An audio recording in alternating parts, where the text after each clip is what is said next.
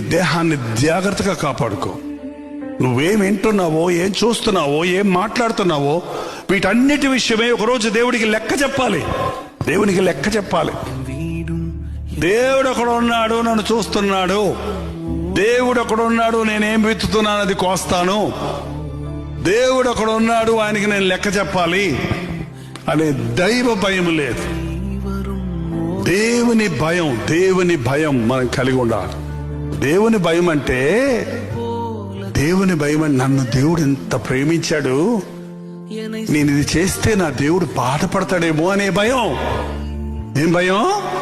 నా కోసం ప్రాణమిచ్చిన ప్రభువుని నేను దుఃఖపరిస్తే ఆయన బాధపడతాడేమో, ఆయన్ని బాధ పెట్టేవాడిని అవుతానేమోననే భయంతో మనం పాపం చేయకుండా ఉంటాం.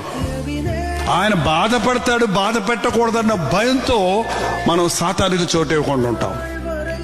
అది దైవ భయం అంటే.